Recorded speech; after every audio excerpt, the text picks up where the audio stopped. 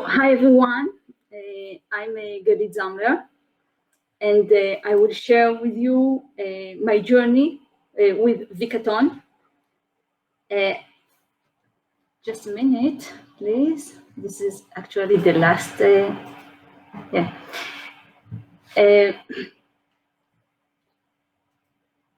Okay, you can see my screen, right?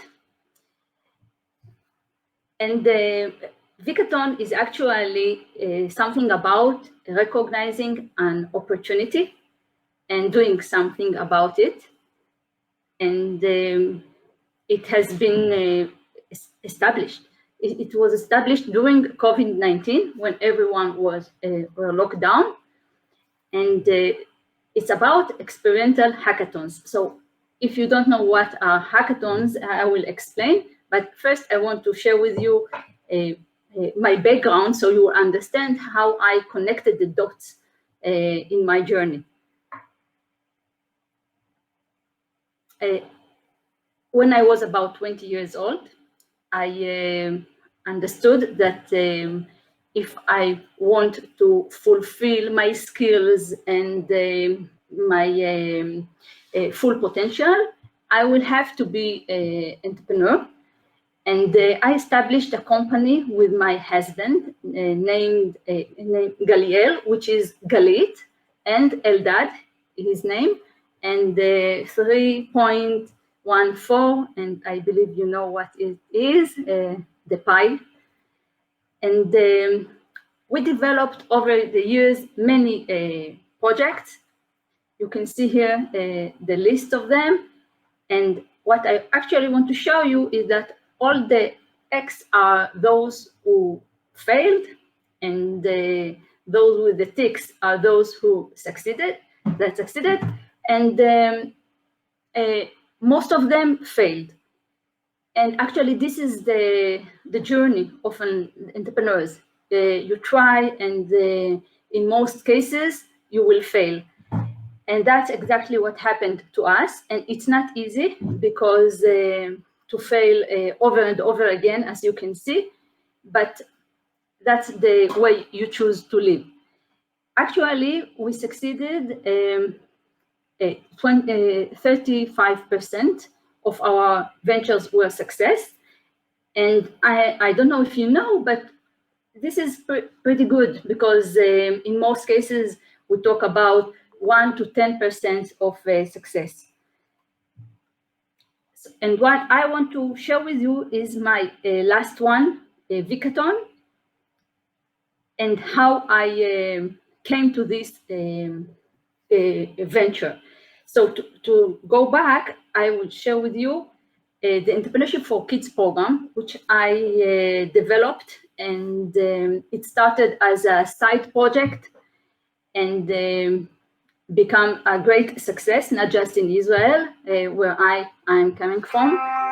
Sorry, where I'm coming from, and actually it started at 2009 when my son was at the sixth grade, and I taught students about the entrepreneurial skills, how we define opportunities, needs, and what we can do about them.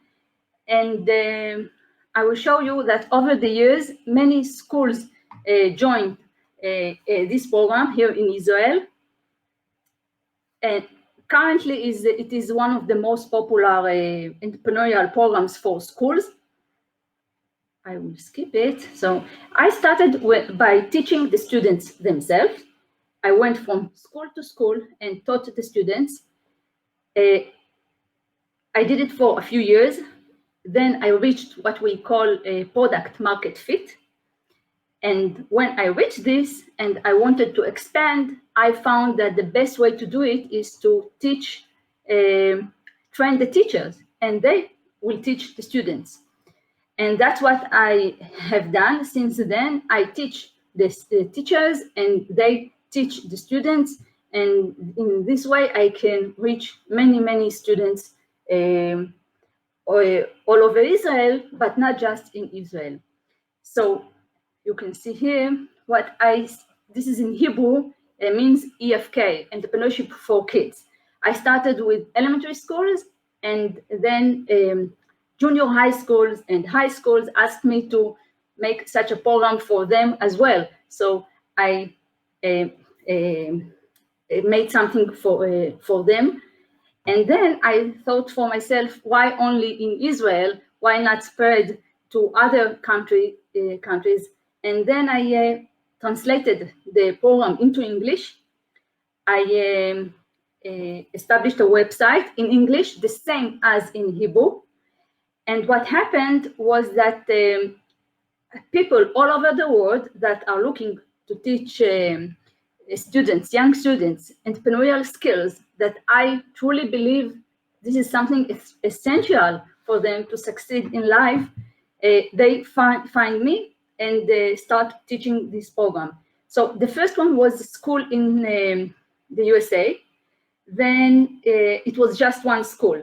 But then a company from China reached me, and they got a license to teach the program in China and in Hong Kong. After that, the same happened with a company from India and Vietnam and Papua New Guinea and South Africa. And in Brazil, it's one school. You can see here that the Vietnamese came to Israel, and also the Indians team came to Israel. I trained them, I took them to schools, and then they went back to their countries and they teach the program in their countries, and it spread. And during the COVID-19, what happened is that we can't meet, and this is the team from South Africa. So we did it online. And this is a team from USA. So this is one part of my journey of teaching entrepreneurial skills, entrepreneurship program in schools. But when you do this, you come to the hackathons.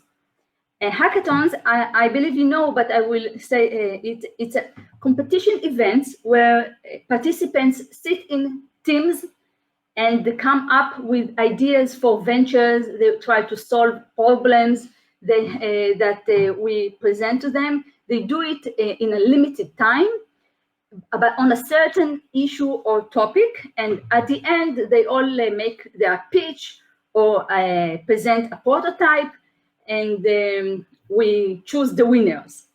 So this is a kind of hackathons. It can be for a few hours or even 3 days, even more. And I, because of my all tech ventures, I took these hackathons from the high tech and make adaptations to the schools. And actually, I led the first hackathon for students in Israel. There were students from 4 schools in 4 different cities in the country that gathered, and the students sit together and try to solve problems. Here you can see that they presented their prototypes to everyone. Then I started to make hackathons for educators and organizations and many others audiences. So this was hackathons and the Entrepreneurship for Kids program. I just tell you about the dots, okay? These were 2 dots. So the third dot was that my program, entrepreneurship program, actually is not technological one, but there was only one element that was an internet app, and it was the business plan. We built this app because we wanted, when I say we, I mean me and my husband, because he is a great programmer. And we built this app because we wanted to save papers to schools, because there are many students and the business plan has at least 5 pages, and we wanted to save pages for the schools. What happened actually was that all those that said, wow, this is great, we will use it, no one used it. So no one used this feature of the Entrepreneurship for Kids program. But then COVID-19 entered our life, and then we students couldn't sit together, but only online. And we thought that, okay, we can take this feature and make adaptations for hackathons. I will show you in a minute what does it mean, but what we did is actually, it helps us lead virtual hackathons. So we called it Vickathon, from virtual hackathons. And we led the first virtual hackathon for students in Israel, but I think it was in April 2020, and I believe that it was the first virtual hackathon for students all over in the world, not just in Israel. And I'm proud to say that before all the high-tech programmers and the adults, the first who went to participate in a virtual hackathon were students in 3rd to 6th graders, and I think it was amazing. This is the young girl, Yael. Her name is Yael. She won the first place in this hackathon. Then, of course, all the time we change and improve Vickathon.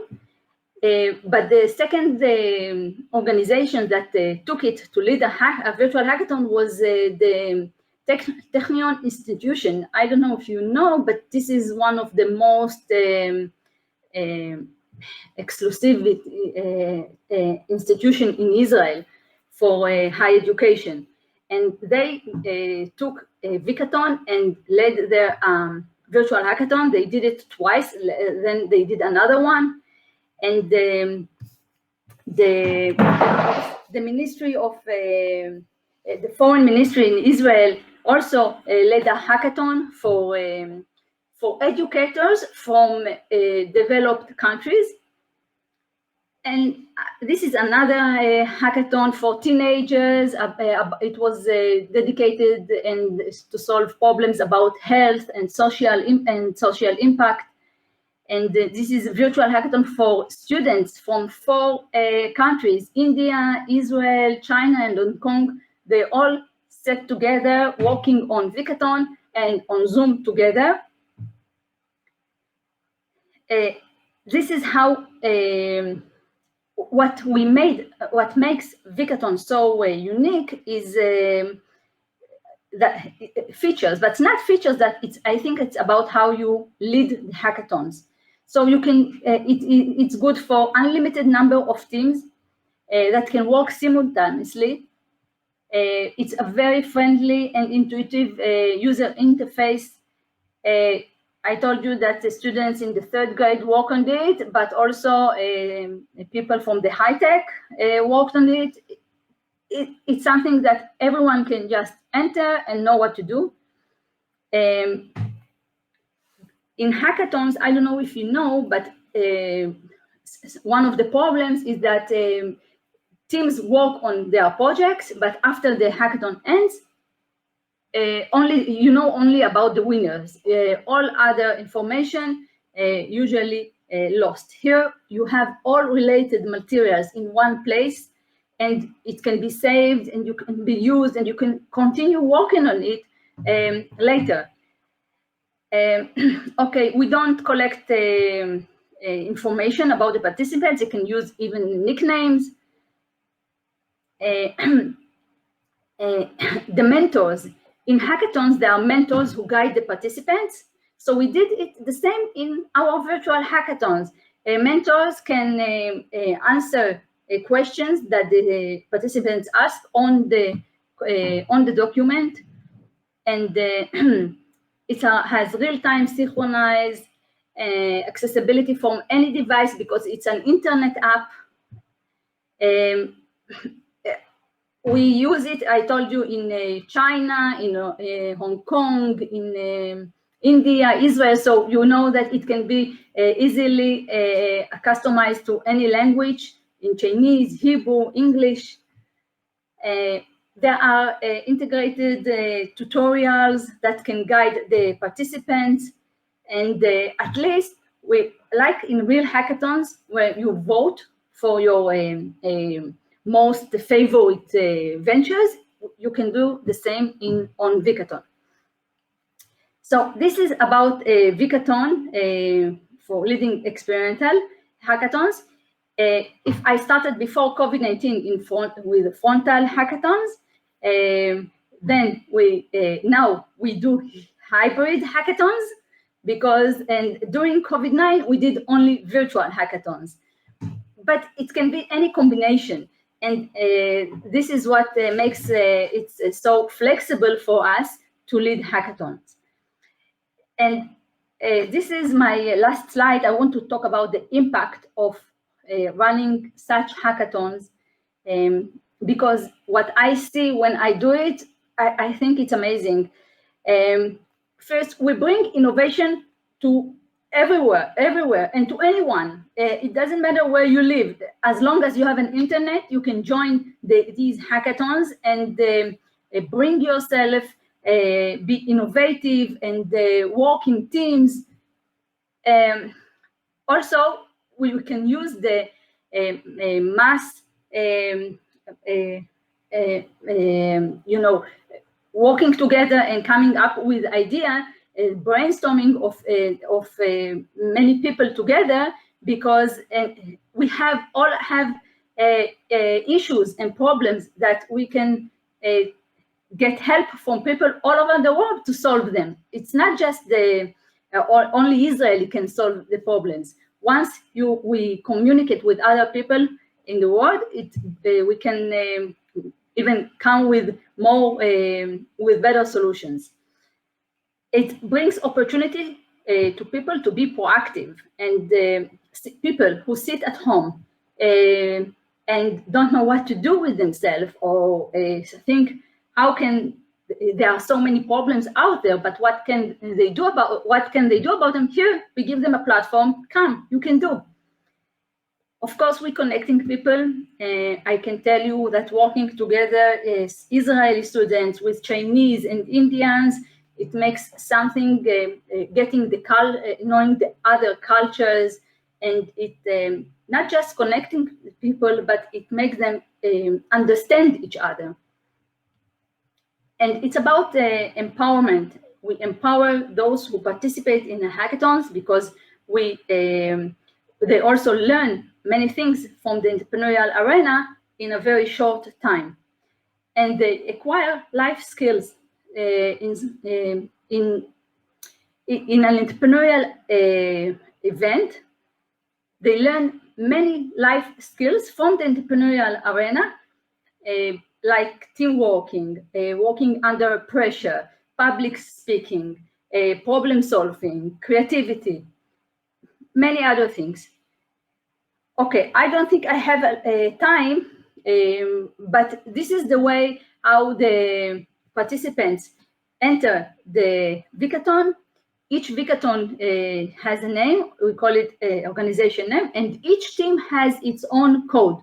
So once there is a team that wants to work together, they put here their code and they work on the same file, and we as the moderators can see at what stage they are. If they have questions, we get notifications and we know, okay, team number this and this has questions, and we can give them answers. That's it. I had my 20 minutes here. I hope you enjoyed this session, and it will be my pleasure to connect with you on LinkedIn. I may put this on the chat if you want.